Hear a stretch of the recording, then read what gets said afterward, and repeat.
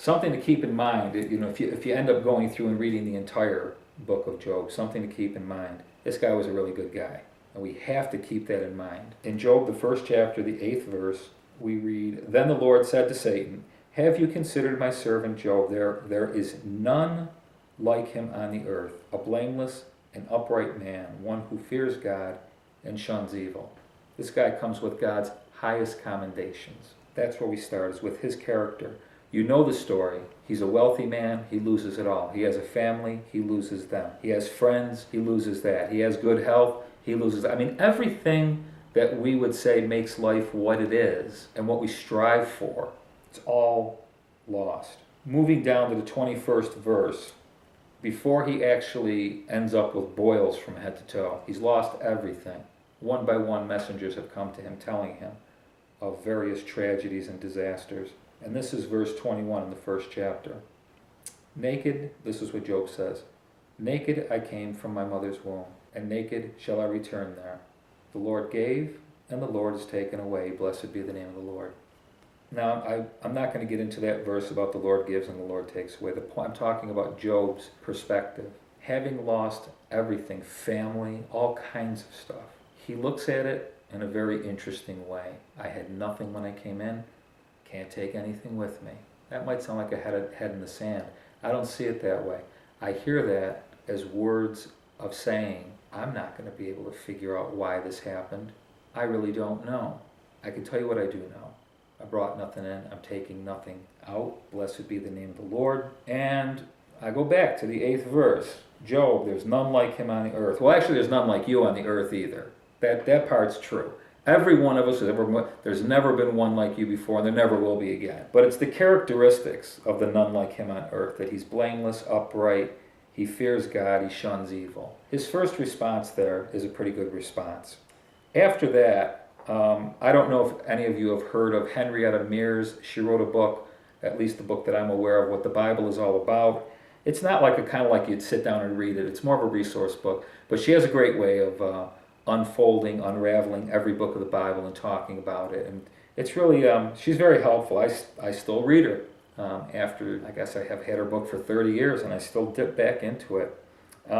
Anyway, she calls the first 4 people besides Job, the 4 people that, quote, minister to him, she calls them 4 wretched comforters, starting with his wife. Now, I want to make sure you understand what I'm about to say is Henrietta Mears, what she says. I'm not reading from the Bible now. The way she encapsulates what Job's wife says to him is like this. This is the wife speaking. "Something is wrong. Your religion is a failure. Curse God and die."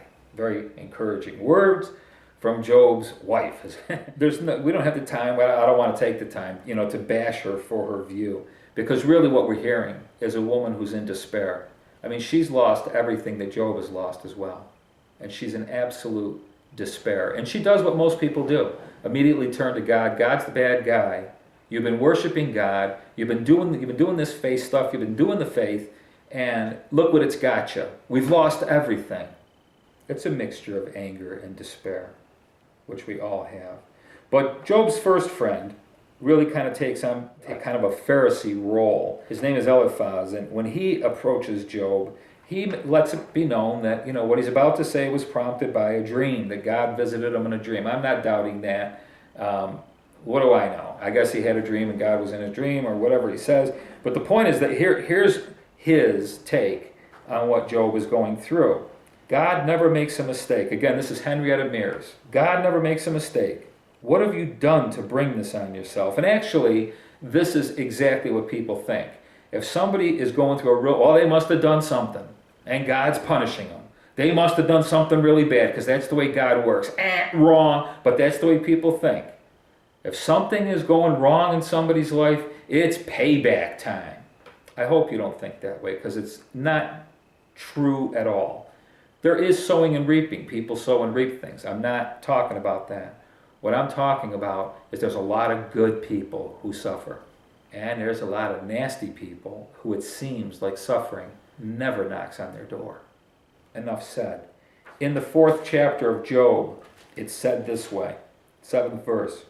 "Who ever perished being innocent? Or where were the upright ever cut off? In other words, if you do a good job, like almost like good works, then things go well for you. And, when things bad happen, you're going to tell me you're innocent?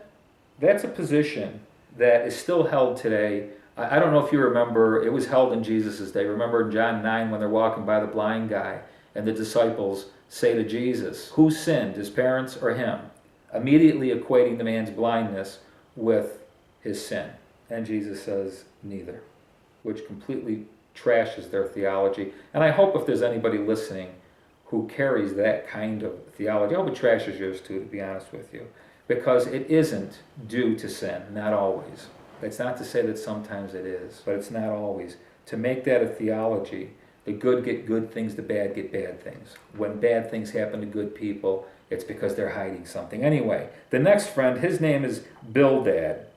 And if you read chapter 8, you'll see that this guy's just stuffed with worn out cliches and proverbs, Job, when a bird flies south and the wind comes. And it's like, oh God, I've got boils from the top of my head to the bottom of my feet. I'm in agony. I really don't need to hear any ancient proverbs. I'm not trying to be rude or anything, but I got to think Job doesn't say that exactly.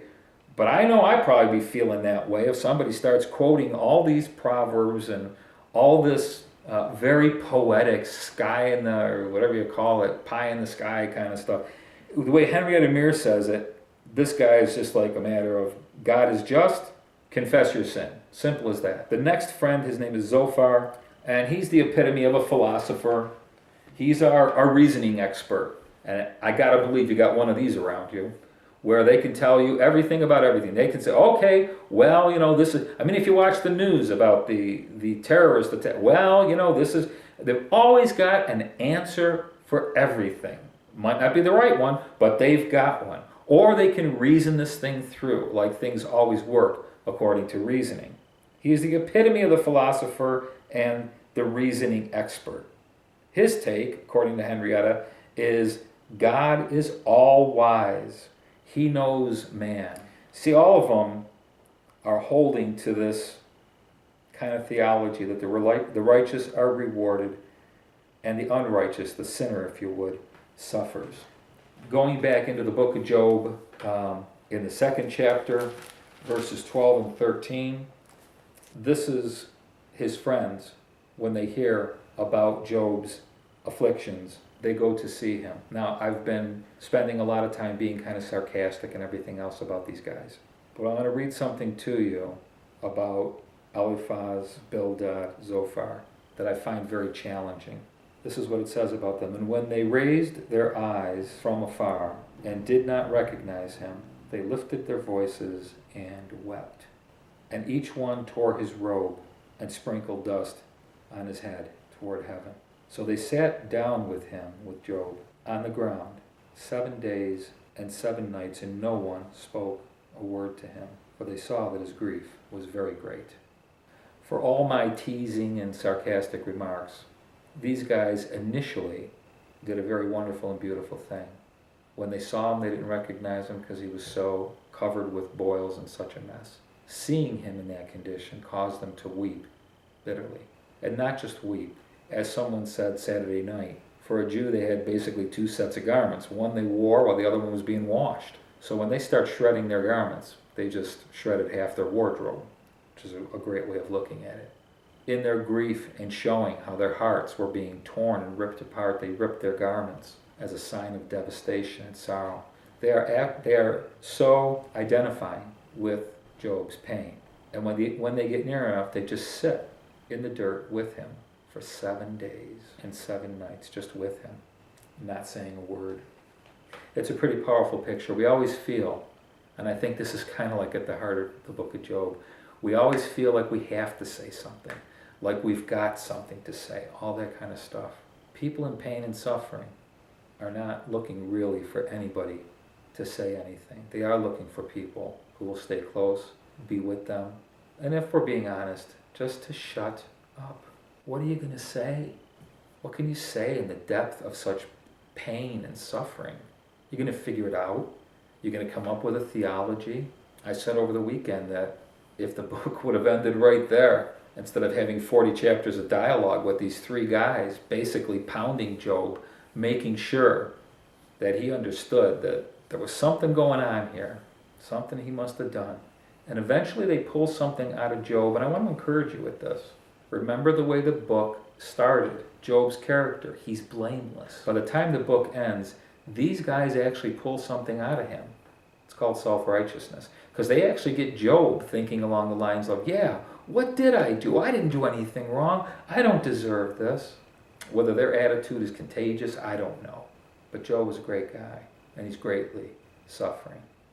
The last person, the young man, Elihu, that speaks, Henrietta calls him the man of God.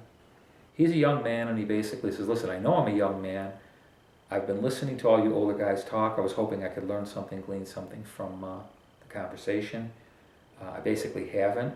I think you guys have missed it, and I don't know if I should talk or not because I'm a young person, but I'm going to, because I feel like what I have to say is going to be helpful. His take is, God is good. Look up and trust him, for he is God. Job had said earlier, in the midst of all that was being said, though he slay me, yet will I trust him. So Job was in trust. He was trusting God through this, to the point where he says, if he takes my life, blessed be the name of the Lord. I'm going to trust him. Now really, because you know the story of Job, and I've just highlighted a few verses here and there, there's really 3 points that I want to make, that I want to hold on to as a result of today and carry with us as we're looking at principles.